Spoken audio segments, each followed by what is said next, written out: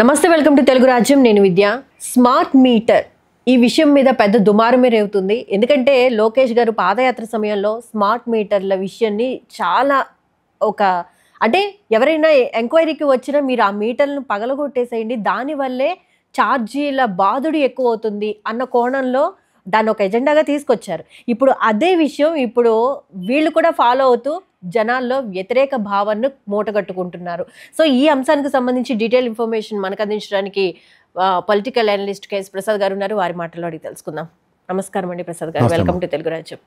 ఒకప్పుడు లోకేష్ పాదయాత్ర సమయంలో అన్న మాటలు స్మార్ట్ మీటర్లను పగలగొట్టండి, దానివల్లే ఛార్జీల బాధుడు విపరీతంగా పెరిగిపోతుంది. ఇప్పుడు అదే ఆయన కూడా ఫాలో అవుతున్నారు.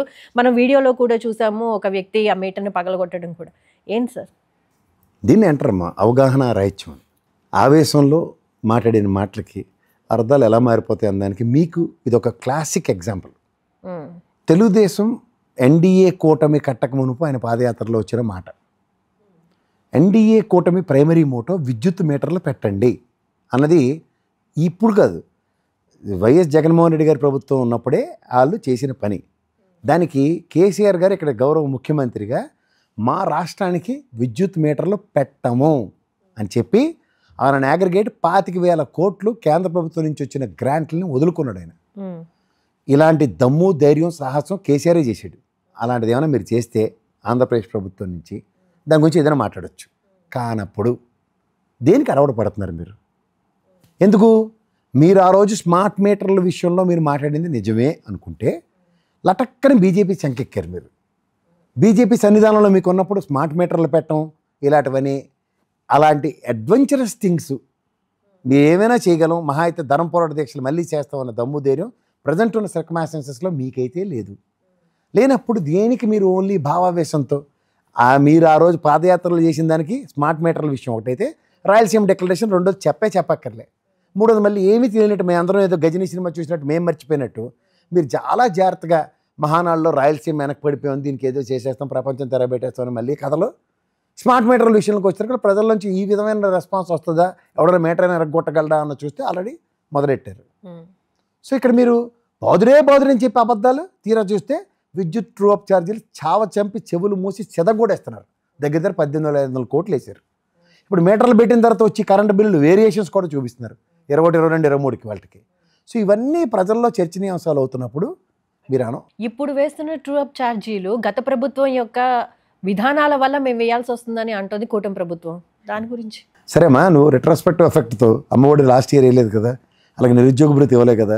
2014లోనే మీరు ఎలక్షన్ హామీ కింద ఇచ్చిన నిరుద్యోగ భృతి అన్నది 2014 నుంచి ఈ రోజు దాకా, ఎందుకంటే నీరు చెట్టు పథకంకి భూములు మీరు ఏవైతే బిల్లు ఏమన్నాయో గవర్నమెంట్ రాగానే లటక్కమని మీ వాళ్ళందరికీ ఇచ్చేసుకున్నారు కదా. అలా ప్రజలకు వస్తే అక్కడ నిరుద్యోగ భృతి ఇవ్వలేదని చెప్పి అక్కడి నుంచి లెక్క కట్టి ఈ రోజు దాకా వచ్చిన ప్రభుత్వం దాకా ఆ గత వైఎస్ జగన్మోహన్ రెడ్డి ఎలాగో నిరుద్యోగ భృతి ఇవ్వలేదు కాబట్టి అది కలిపి నేను ఇస్తాను, అయితే రైతు రుణమాఫీ నేను చేసేస్తానని చెప్పాను, కానీ సగమే చేయగలిగాను, పావే చేయగలిగాను, మిగిలినంతా కూడా ఇప్పుడు చేసేస్తాను, అలాంటి మాటలు ఏమైనా చేయగలిగితే మీరు చెప్పేవన్నీ కరెక్ట్. ఒక్క ఎలక్ట్రిసిటీ ప్రజల్ని బాధ పెట్టే కార్యక్రమానికి మాత్రం మీ దగ్గర వెసులుబాట్లు ఉంటాయి, ఆదాయ వనరులు ఇన్స్టెంటివ్ రియాక్టివ్ మోడ్లో సంపాదించుకోవడానికి.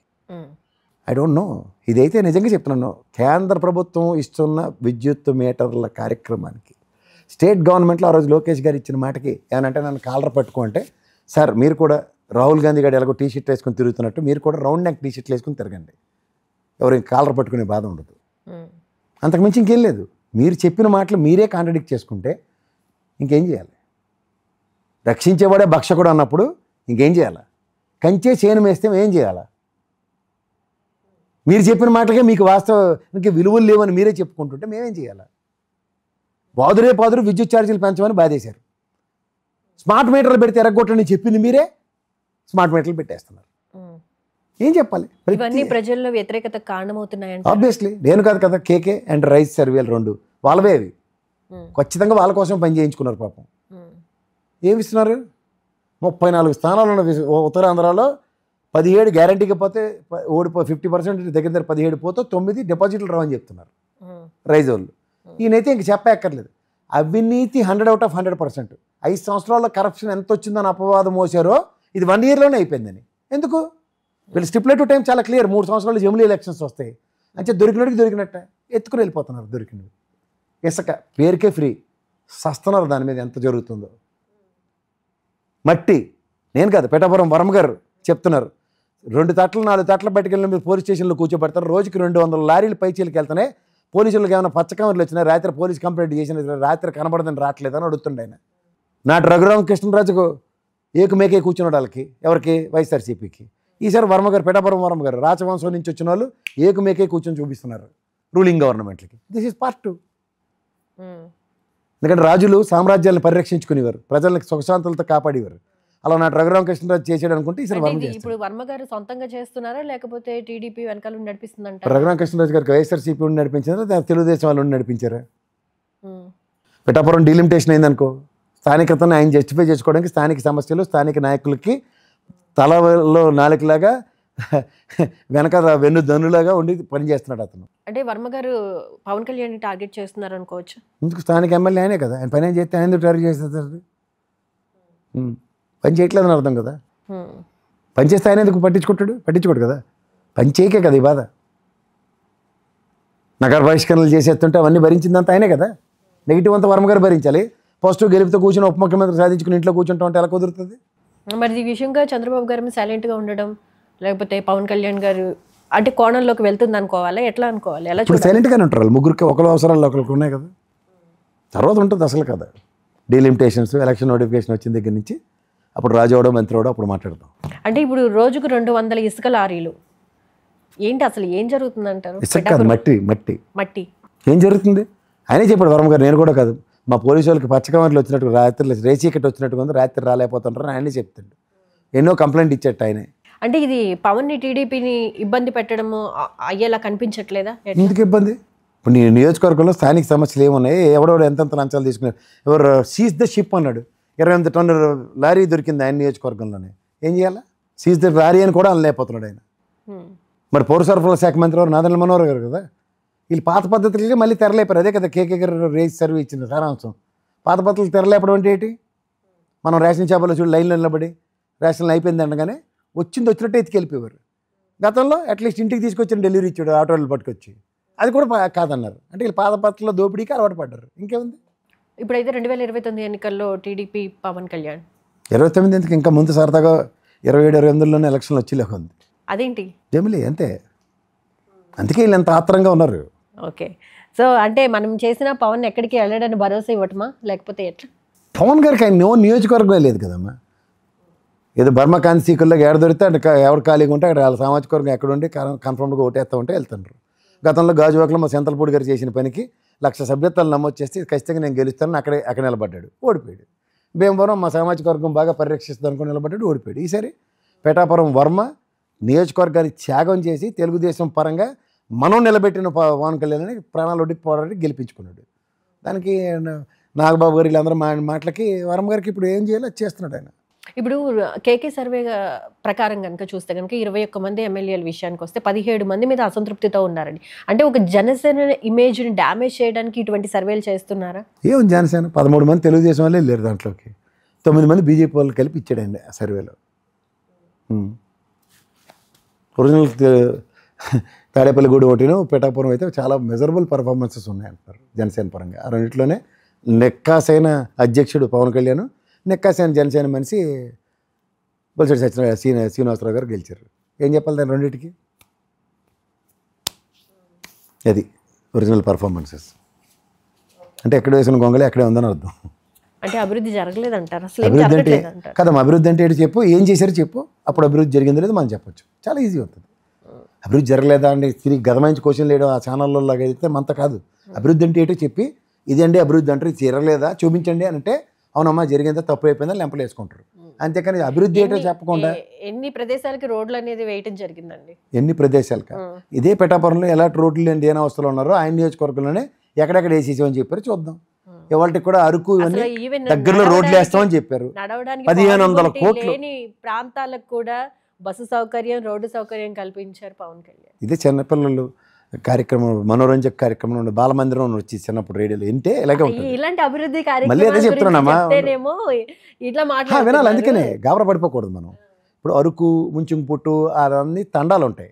ఒక్కో దగ్గర వాటర్ ఎక్కడుందో అక్కడ ఒక శిబిరాలు అలాగా ఏర్పాటు చేసుకుని 100-200 మంది లేకపోతే 300 మ్యాక్సిమం 600 మంది దాకా ఉంటూ ఉంటారు. ఏది ట్రైబల్స్.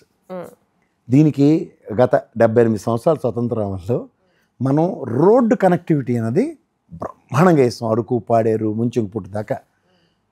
గులాబీ సినిమా చూడండి, మేఘాలలోనో పాట వస్తుంది చూడు, అది అరకు నుంచి ముంచింగిపుట్టు రోడ్డు ఎలా ఉంటుందో చూసావు కదా. రోడ్డు ఎలా ఉంటుందో, చేతులు వదిలేసి వెళ్ళిపోయినా ఏమవుతుంది అక్కడ, ఎందుకంటే జనజీవన స్రవంతి ఉండదు. దానికి సంబంధించిన బస్సు సౌకర్యాలు ఖచ్చితంగా ప్రభుత్వం రవాణా సంస్థ చేస్తుంది. ఇక్కడ ప్యాథటిక్ సిచ్యువేషన్ ఏంటంటే తండాలకు వెళ్ళి ఇక్కడికి వెళ్ళి నీకు గబగబగా నీకు చేస్తాం, నీకు రోడ్లు వేసేస్తాం అంటే రోడ్లు వేయలేని భయంకరమైన ప్లేసుల్లో వాళ్ళు ఉంటూ ఉంటారు. పైపచ్చు ఆ జనాభా మీరు ఒక ఉదాహరణకి 50,000 మంది అంటే ఒక దగ్గర ఉండరు, ఓ దగ్గర 200 మంది, 300 మంది, 200 మంది. చాలామందికి ఏదంటే చాలా అవగాహన లేదు అన్నది కన్నా ఔష్కవిత్వం మాట్లాడినట్టు ఈ జనసేన నాయకులందరూ తెగ బ్రహ్మాండంగా మాటేస్తుంటారు. ఏంటంటే అరకులో మీరు వెళ్ళి అక్కడ గెస్ట్ హౌస్లు ఉంటాయి, దిగిన తర్వాత వాళ్ళు వస్తారు, పాటలు పాడేసి డ్యాన్స్లు వేసేసినట్టు వీళ్ళందరూ ఇలాగే ఉంటారా అలాగే ఉంటారా అన్నది కాదు. లోపలికి వెళ్తే ఇటుకల పండుగని ఒకటి అవుతుంది. అది కరెంటు లేని చాలా ప్రాంతాలకు కూడా కరెంటుని ఇప్పించారు పవన్ కళ్యాణ్. అమ్మా అది 1500 చేశారు. అదేనమ్మా 1500 కోట్లు ఎలకేట్ చేశారు బడ్జెట్లో. ఇప్పుడు రాబోయే రోజుల్లో ఒక సువర్ణ అధ్యాయానికి తెరలేపబోతోంది అని ఆ రోజు చెప్పిన సారాంశం. ఇవన్నీ జరిగిపోయినట్టు మాట్లాడితే ఎట్లా అవుద్ది? ఒక అడుగు ముందుకు పడినట్టే కదా. అది అడుగు కూడా నేను అదే అభివృద్ధి వైపుకు చెప్తున్నాను. గతంలో వెళ్తున్నట్టే ఇంకన్నా కదా. మీరు ఇంకా అసలైన విషయం చెప్పాలి. గత ప్రభుత్వాలు చేయలేనివి అట్లీస్ట్ ఈయన చేయడానికి ముందుకొచ్చారు, చేస్తారు. దానికే అవగాహన కావాలంటాను. చంద్రబాబు నాయుడు గారు ఒక వినూత్నంగా స్కూటర్ అంబులెన్స్లు క్రియేట్ చేశాడు ఆయన. ఎప్పుడు 14 నుంచి 19లో అవును. ఏది అలాంటి ప్లేసెస్కి వెళ్ళి చూడు డోలీల్లో అట్లా తీసుకొస్తున్నాం కదా, అది కూడా సక్సెస్ సాధించలేదు, కుదరట్లేదు. యాక్సెసిబిలిటీ అనేది ఇప్పుడు అంతదాకా ఎందుకు? గత ప్రభుత్వం ఎవరు మన మన్యం ప్రాంతంలో ఒక బ్రహ్మాండమైన 500 పడకలు 1000 పడకల హాస్పిటల్ కట్టాడు ఆయన. కట్టిన గవర్నమెంట్ 17 కాలేజీల శాంక్షన్లో 5 కట్టిన వాటిలో ఒకటి అక్కడే ఉంది. అండ్ ఈ దాన్ని ఏమంటారు వర్కర్లని, వాళ్ళని అంగన్వాడీ వర్కర్లేనా అంటారు వాళ్ళని, అంగన్వాడీ ఒకటి వాలంటీర్లా కాదు కాదు ప్రాథమిక వైద్యం అందించే ఆశా వర్కర్లు. ఆశా వర్కర్లు ఎలాంటి పనులు చేస్తారో తెలుసామా? కేంద్ర ప్రభుత్వం అమ్మ అంటే గర్భవతి స్త్రీలను పరిరక్షించడానికి ప్రధానమంత్రి గారు ఒక పథకం ప్రవేశపెట్టారు, 5,000 రూపాయలు ఇవ్వడానికి. ఎంత సక్సెస్ ఉంది తెలుసా? ఆంధ్రప్రదేశ్ రాష్ట్రంలో 450 మందికి అంతమందికి ఇచ్చారు. పథకాలు లేక కాదు, ప్రభుత్వం నుంచి ఆ విధమైన ఆశా వర్కర్లతోనూ నెక్స్ట్ ప్రాథమిక ఆరోగ్య కేంద్రం నుంచి వెళ్ళే ఆశా వర్కర్లు వీళ్ళందరూ చేస్తున్న పనులకి నవ్వుతున్న భవిష్యత్తు. కానీ ప్రాబ్లం వల్ల ఎక్కడ వస్తుందంటే ఒక క్రిటికాలిటీ ఎస్టాబ్లిష్ అయినప్పుడు టైలర్ మేడ్ సొల్యూషన్స్ ఇవ్వడానికి వాళ్ళ దగ్గరికి ఒక అంబులెన్స్లు ప్రొవైడ్ చేయడానికి వాటికి ఆ తండాల్లో మార్గాలు ఉండవు. అడరణ్యాలు అవి, చెట్లు కొట్టేస్తే ఊరొడుకుంటాడు. కేంద్ర ప్రభుత్వ ఆధీనంలో ఉంటాయి అటవీ శాఖ. పవన్ కళ్యాణ్ ఆర్డర్ ఇచ్చాడు లేకపోతే చంద్రబాబు గారు ఆర్డర్ ఇచ్చాడు, చెట్ల మీద చేతులు వేస్తే మూతి వాచిపోద్ది అందరికి. చేత వీటి పర్యావరణ క్షేత్రాల్లో జనజీవన స్రవంతి ఉండడానికి మన నాగరికత ఎక్కడ సంతరించుకుందాం, నీళ్ళు ఎక్కడ ఉంటే అక్కడే ఉన్నారు. అలా తండాలు అవన్నీ నీళ్ళు ఉన్న దగ్గర వ్యవసాయ క్షేత్రాలు ఏర్పాటు చేసుకోవడానికి వెసులుబాట్లు ఉన్న దగ్గర ఉంటూ ఉంటాయి. అవి లోపటే ఉంటాయి, రోడ్డు మీద ఉంటే బాధ లేదు. ఆల్రెడీ నేషనల్ హైవేలోనూ స్టేట్ హైవేలు కనెక్షన్ ఉన్నాయి. లేని ప్రాంతాలకి ఏం చేస్తారన్న దాని మీద వీళ్ళు ఎవరు పడితే అది పెట్టగలరు చెప్తుంటారు. పవన్ కళ్యాణ్ గారు వెళ్ళారు, వాళ్ళందరికీ 350 జతలు చెప్పులు ఇచ్చారని, కానీ అదాని గారి పైనుంచి దిగి వచ్చి వేపాడ కొండ ఎత్తేసారు 200 ఎకరాలది. ప్రజల అవసరాలను తెలుసుకుని ఏ చిన్న సహాయం చేసినా అది సహాయం కిందే వస్తుంది కదండి. కాదంటలేదమ్మా, స్వచ్ఛంగా సహాయం చేయడానికి చారిటబుల్ ట్రస్ట్లు ఉన్నాయి. పవన్ కళ్యాణ్ చారిటబుల్ ట్రస్ట్ నుంచి చెప్పులు ఇచ్చాం, రక్తం దానం ఇచ్చాం, ఇలాంటివన్నీ చేయమని కాదంటలే. ప్రభుత్వం చేసినట్టు మాత్రం దేయించాం. ప్రభుత్వం శాశ్వత పథకాలు చెప్పాను కదా, ప్రధానమంత్రి గారు మాతా శిశు సంక్షేమ పథకం కింద ఒక పథకం ప్రవేశపెట్టి 5,000 రూపాయల నుంచి 10,000-20,000 రూపాయల దాకా గిరిజన ప్రాంతాల్లో ఉన్న వాళ్ళని పరిరక్షించడానికి ఒక పథకమే ఉంది కేంద్ర ప్రభుత్వం నుంచి. వీటి సత్ఫలితాల మీద ఇప్పుడు నా కార్యాచరణ ఇదని చెప్పమాను. ఎన్డీఏ కూటమిలో ఉన్నారు కదా, అవి ఎందుకు మాట్లాడరు అంటాను. ఇవి debatable topics. Right sir, thank you so much sir. Hello, Telugu రాజ్యం ఛానల్ చూస్తున్నారా? సామాజిక రాజకీయ జీవన చిత్రణే తెలుగు రాజ్యం. అతిశయోక్తులు అసత్యాలు ఉండవు. రాజకీయ కోణం కాదు, ప్రజా కోణమే కొలబద్ద. తెలుగు రాజ్యం వీక్షణ మీ ఉత్తమ అభిరుచికి నిదర్శనం.